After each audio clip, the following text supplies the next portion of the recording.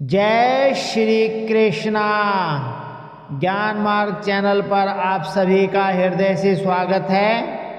हमेशा की तरह आज फिर लेकर आए हैं आपके लिए एक मोटिवेशनल वीडियो।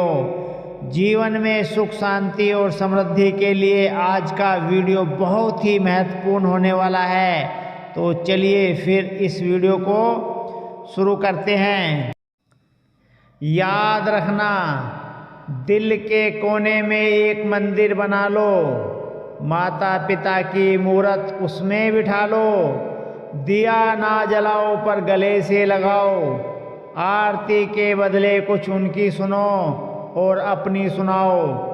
पहला भोग माता पिता को लगाकर तो देखो, इनके चरणों में सर को झुका कर तो देखो। धर्म स्थलों पर जो मांगने जाओगे, अरे बिन मांगे घर में पाओगे। जिसके घर में माँ बाप हंसते हैं, प्रभु तो स्वयं ही उस घर में बसते हैं।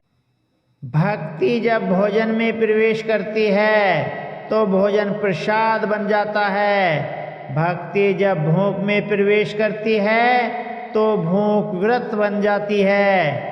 भक्ति जब पानी में प्रवेश करती है तो पानी चरणामृत बन जाता है। भक्ति जब सफ़र में प्रवेश करती है तो सफ़र तीर्थ यात्रा बन जाती है। भक्ति जब संगीत में प्रवेश करती है तो संगीत कीर्तन बन जाता है।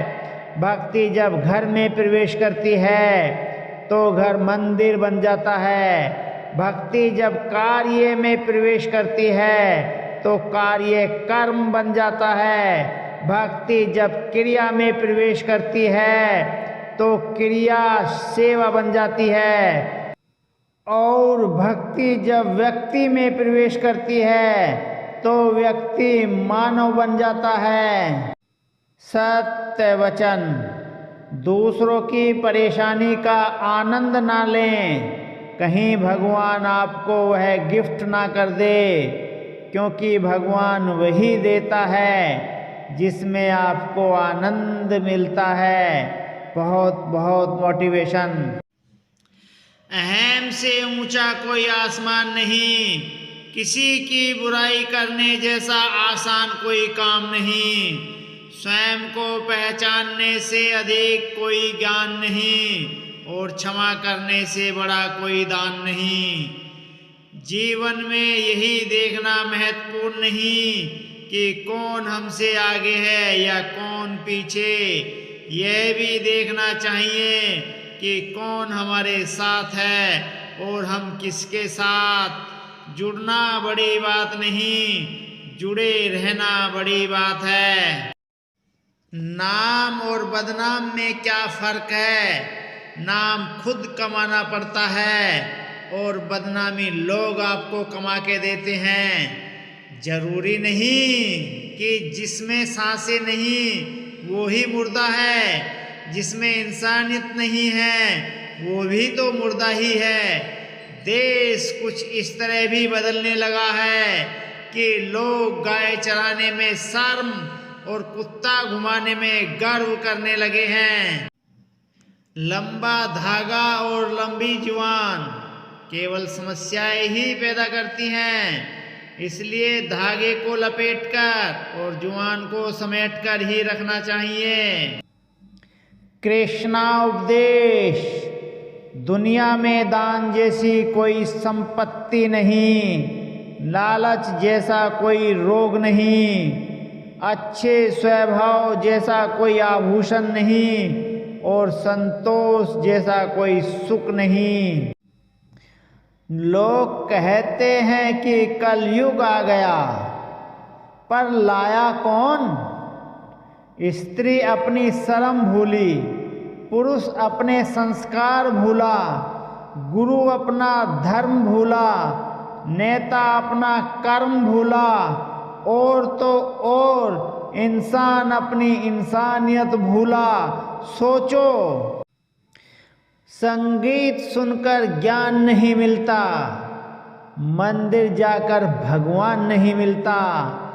पत्थर तो इसलिए पूजते हैं लोग क्योंकि विश्वास के लायक इंसान नहीं मिलता।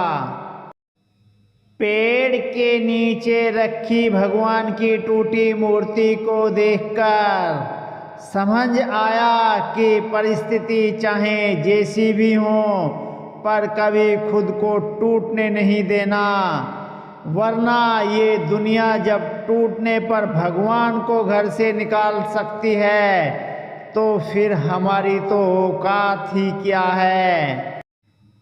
चिंतन।